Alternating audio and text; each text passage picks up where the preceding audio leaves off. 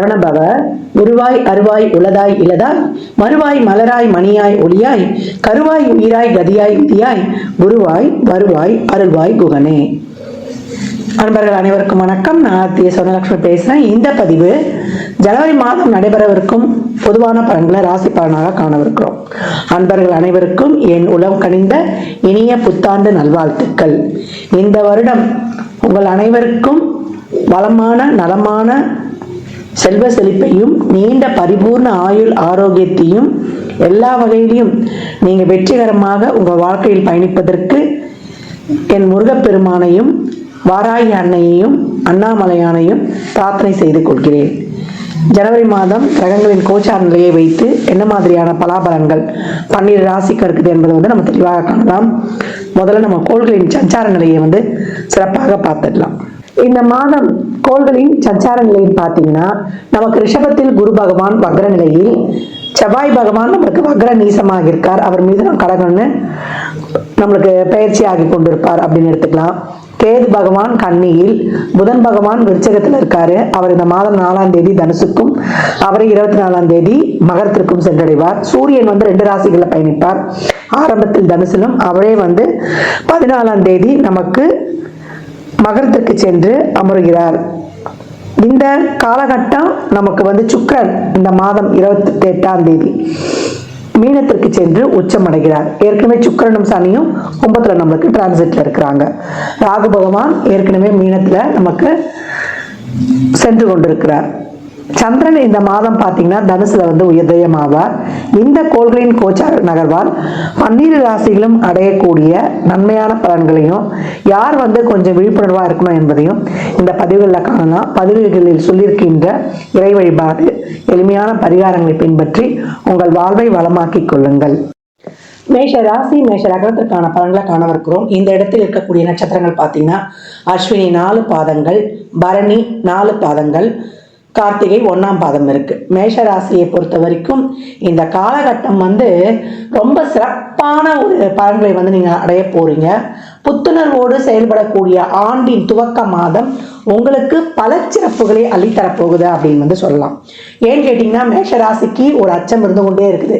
இந்த வருடம் 7வது சனி வருதுன்னு அதை பத்தி நீங்க எந்த சிந்தனை குழப்பம் எதுவும் தேவை கிடையாது. ஏற்கனவே நமக்கு ராசி அதிபதி நீசம் மகரமானதுனாலேயே எல்லாமே உங்களுக்கு ஃபேவர். இந்த மாதம் தொழில், திருமணம், வேலை வாய்ப்பு, கல்வியாக இருந்தாலும், இல்லத்தரசிகளாக இருந்தாலும், இல்லை வயதில் கொஞ்சம் நாங்கள் மூத்தவங்க எங்களுக்கு ஏற்ற மாதிரி ஒரு தொழில்னாலும் தொழில் உங்களுக்கு ஆப்ட். கிரகநிலைகள் பார்த்தீங்கன்னா 11 சனி சுக்கிரன் ரொம்ப அருமையான ஒரு காலகட்டம். இது வரைக்கும் தொழிலே இல்லை, தொழிலில் நாங்கள் ஒரு ஸ்திரத்தன்மை இல்லை. ஏன்னா சூரியனும் 9, 10 பயணிச்சுவார். அப்போ தொழிலில் ஒரு நிரந்தரம், தொழிலில் ஒரு நிரந்தர வருவாய், தொழிலில் நல்ல மாற்றங்கள், அது உங்களுக்கு ஒரு சிறப்பை தருவது. ஊதிய உயர்வுடன் கூடிய உத்தியோக உயர்வு இந்த மாதம் நிச்சயம் உண்டு. எல்லாத்துக்கும் முயற்சி செய்யுங்க. சோம்பல்தனம் மட்டும் வராமல், குழப்பம் வராமல், சந்தேகம் இல்லாம இந்த மாதத்தை நீங்க கடந்தாலே உங்களுக்கு வெற்றி வாய்ப்பை உறுதிப்படுத்திக் கொள்ளலாம். நல்ல மணி ஃப்ளோ இருக்கும். வீட்டுக்கு தேவையான எல்லா பொருட்களையும் வாங்கிடுவீங்க. மாணவர்களுக்கு நல்ல புத்தி தெளிவு, அறிவுத்தெளிவு இருக்கும். இப்ப நீங்க போடக்கூடிய எஃபர்ட், ஒரு நீட்டு, ஒரு என்ட்ரன்ஸ் எக்ஸாம்லாம் எழுதுறீங்கன்னா நல்லா எழுதி கவர்மெண்ட் கோட்டால சீட் கிடைக்கக்கூடிய அளவுக்கு உங்களுடைய மதிப்பெண்கள் சிறப்பாக இருக்கும். அதே போல போர்டு எக்ஸாம்ஸ் எழுதுறவங்க, காம்படிட்டிவ் எக்ஸாம் எழுதுறவங்களுக்குலாம் ரொம்ப அருமையான வாய்ப்புகள் அப்படின்னு சொல்லலாம். திக்பலம் பெற போகிறார் சூரியன் வேற. பிள்ளைகள் நலனில் இது வரைக்கும் எந்த விஷயமும் எங்களுக்கு நடக்காம, ஒரு குழந்தை பாக்கியம் இல்லை, அவங்களுக்கு தொழில், அவங்களுக்கு கல்யாணம், அவங்களுக்கான ஒரு சிறப்பான ஏற்பாடுகளை நாங்கள் முன்வைக்கிறோம், எதுவும் நடக்கிறவங்களுக்கு இப்போ அவங்க வீட்டில் கெட்டி மேளமோ டும் நம்மளுக்கு சுபமங்க நிகழ்வுகள் கண்டிப்பாக நடக்கும். திருமண வயதில் நீங்க இருக்கிறீங்க அப்படின்னா இந்த காலகட்டம் திருமணம் மனதுக்கு நிறைவா இருக்கும். இவ்வளோ நாள் நாங்க பார்த்தோம், செஞ்சோம், எங்களுக்கு பிடிக்கல, லேட்டா கிடைச்சாலும் லேட்டஸ்டா கிடைச்சதுன்னு சொல்லக்கூடிய அமைப்பு. வயதில் பெரியவங்களுக்கு இந்த காலகட்டம் உங்களுக்கு ஏற்றாற் போல ஒரு தொழிலை நீங்கள் அமைத்துக் கொள்வது, இது வரைக்கும் பூர்வீக சொத்தில் இருந்த பிரச்சனைகள்லாம் நம்ம பேசி தீர்த்துக் கொள்வது, வீடு, மனை, வண்டி, வாகன யோகம், அதில் இருக்க பிரச்சனைகள் நீங்குவது, பத்திரம் சார்ந்த பிரச்சனைகள்லாம் தீர்த்து கொள்ளப்படுவது, இது வரைக்கும் உறவுகள் கிட்ட ஏதாவது பிரச்சனை இருந்தது, கணவன் மனைவி கிட்ட பிரச்சனை இருந்தது, பங்காளிகளுக்குள்ள பிரச்சனை இருந்தது என்பதெல்லாம் பேசி தீர்த்து கொள்வது எல்லாமே அருமையா இருக்கு. மேஷம் இன்றையிலிருந்து இந்த நொடியிலிருந்து நீங்க இந்த புது வருஷத்துல இருந்து உங்களை நீங்களே வந்து டைம் பாக்ஸ்ல ஃபிக்ஸ் பண்ணி கொண்டு சிறப்பாக செயல்படும் பொழுது, ஏன்னா உங்களுடைய 9 என்ற பாக்கியஸ்தானமே ஒரு நியமனம், ஒரு கட்டுப்பாட்டுக்குள் இருப்பது தான். அப்ப உங்களுடைய திட்டங்களை வடிவமைத்து முதல் நாளே நீங்க மறுநாளுக்குரிய செயல்களை வந்து நீங்க பிளான் பண்ணி செய்யும் பொழுது ரொம்ப அருமையான வருடம். எல்லாமே நல்ல பலன்கள். எதுலமா கவனமா இருக்கணும்னா, உங்களை பொறுத்த வரைக்கும் நல்ல நண்பர்களை தக்க வைத்துக் கொள்ளணும். உங்களுக்கு நல்ல நண்பர்கள் கிடைக்கிறதும் நல்ல உறவுகளும் வந்து அவ்வளோ சீக்கிரம் கிடைக்காது. அதை வந்து நீங்கள் சிறப்பாக வந்து நான் உங்களுடைய அந்த கோபத்தை விட்டு அவங்களோட வந்து அனுசரித்து அதை மட்டும் நீங்கள் வந்து ஃபாலோ பண்ணிக்கணும். வாய் வார்த்தைகள் கொஞ்சம் தேன் தடவையே நல்ல வார்த்தைகளாக பேசணும். அதை மட்டும் டக்குன்னு விட்டுடாதீங்க. ஏன்னால் இது இருக்கக்கூடிய அஸ்வினியும் சரி, நம்மளுக்கு கார்த்திகை நட்சத்திரமும் சரி, கொஞ்சம் வந்து கோபம் கொஞ்சம் கூடவே இருக்கும். பரணி கோபம் இருக்கும், அது பாலிஷ்டாக காட்டிடும். அதனால் நீங்கள்லாம் வந்து இதில் மட்டும் கொஞ்சம் கவனமாக இருங்க. உறவுகளை மட்டும் தக்க வைத்துக் கொள்ளணும். உடல் ஆரோக்கியத்தில் ஒரு சின்ன உடல் உபாதையாக இருந்தாலும் நீங்கள் கவனம் எடுத்துக்கணும். கோயிலுக்கு போகிறீங்களோ இல்லையோ, நீங்கள் இந்த காலகட்டம் உடலுக்குன்னு சொல்லிட்டு நீங்கள் ஒரு எக்ஸசைஸில் போய் செஞ்சுருது, மனதுக்குன்னு வந்து மெடிடேஷன், யோகா, தியானம் பயில்றது, இதெல்லாம் பண்ணும்போது உங்கள் வாழ்க்கையை வந்து நீங்கள் சிறப்பாக கடந்து வந்துடலாம். அப்போ மேஷத்துக்கு திருமணம், தொழில், வேலைவாய்ப்பு, மாணவர்களாக இருந்தால் கல்வி, இல்லை இது வரைக்கும் உடல்நிலை ஏதாவது ஒரு குறைபாடு இருந்தால் ஒரு நல்ல மருத்துவம் கிடைப்பது, இதெல்லாம் ரொம்ப ஆப்டாகவே வந்துடணும். தசா புத்தி மட்டும் சிறப்பு இல்லை அப்படின்றவங்க ரொம்ப வந்து எனக்கு குழப்பமா இருக்கு, எதையும் செய்ய ஒரு பயமா இருக்குன்னா உங்களை சார்ந்த ஒரு வெல்விஷர் கிட்ட ஆலோசனை கேட்டுக்கொள்ளுங்க. அதுவும் ரொம்ப சிறப்பு. இப்போத்துலேருந்தே கெட் செட் கோ அவே, அதுதான் உங்களுடைய தாரக மந்திரமே. அந்த மாதிரி நீங்கள் உங்களை வந்து புகுத்தி கொள்ளும் பொழுது தேவையற்ற அந்த ஒரு பயம், ஒரு கலக்கம், இதை மட்டும் விட்டுட்டு எல்லாமே நமக்கு நல்லதாக நடக்குது, நமக்கு கிடைக்கிறது எல்லாமே பெஸ்ட்டு. ஏற்கனவே வந்து ஒவ்வொரு நாளும் உங்களுக்கான நாள் என்னால் முடியும் சொல்லிட்டு இந்த சூழலை நீங்கள் வந்து கடக்க ஆரம்பிக்கிறீங்க, முயற்சிகளை போடுறீங்க. உங்களுடைய ஒவ்வொரு கடினமான முயற்சியும் உங்கள் வாழ்க்கையில் வந்து உங்களுக்கு மிகப்பெரிய லாபத்தையும் உயர்வையும் தரவிருக்குது. ஒரு சிலர்லாம் வந்து வாழ்நாள் சாதனையாளர் அவார்டு பெறக்கூடிய ஒரு சிறப்பு, உங்கள் பணி செய்கிற இடத்துலேயே உங்களுக்கான கௌரவம், மரியாதைகள் இதெல்லாம் கிடைக்கப்பெறும். அதெல்லாம் அவ்வளோ ஒரு மனமகிழ்வாக இருக்கும். பெண்களுக்கு வந்து இந்த காலகட்டம் அவங்க நினச்ச வாக்கில் நீங்களே வந்து இந்த காலகட்டம் பெண்களுக்கான வருடம் அப்படின்னு சொல்லிட்டு வரோம். பெரிய தொழில் முனைவோராக பெண்கள் வந்து அனைத்து துறைகளையும், கலைத்துறை, மீடியா, அதே போல் கம்யூனிகேஷன் ஃபீல்டுன்னு அவங்க தடம் பதிக்காத இடங்களே கிடையாது. வீட்டிலே சாதாரணமாக ஒரு உணவு தொழிலோ, ஒரு சும்மா ஒரு பியூட்டிஷியன் மாதிரி அந்த அழகு இந்த சம்மந்தப்பட்ட அந்த பொருட்கள், சோப்பு, ஷாம்புன்னு தயாரிக்க போய் அவங்க கடைசியில் பார்த்தீங்கன்னா ஒரு லேக்ஸ் கணக்கில் சம்பாதிக்கிற மாதிரி வந்துடுவாங்க.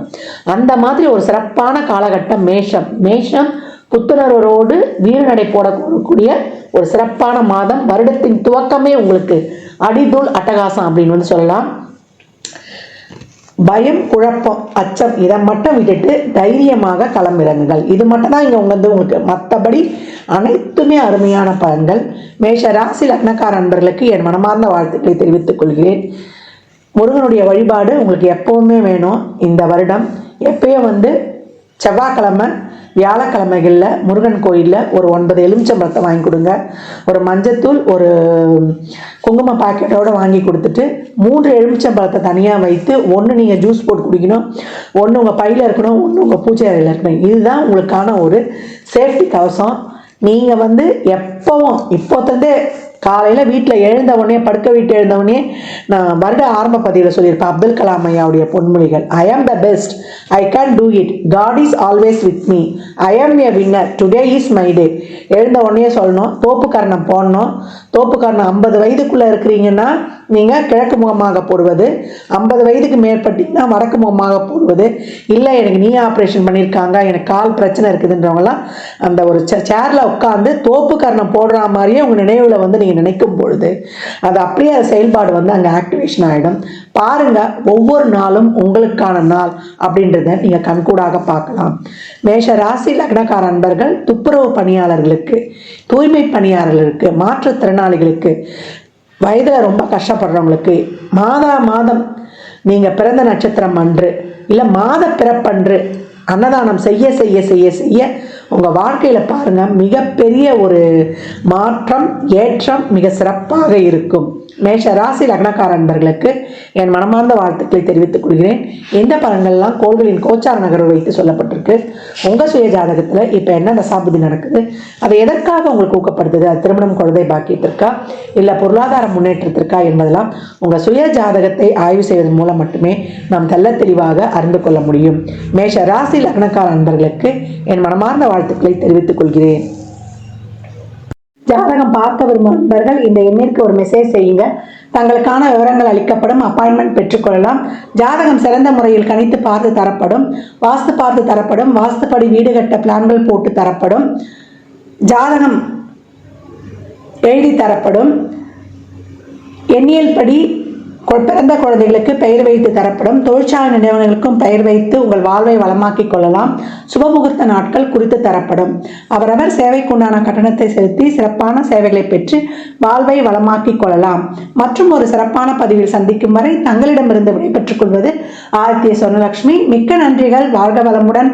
நற்பவி நற்செழி இறையருளால் அனைத்தும் நிறைவாகட்டும்.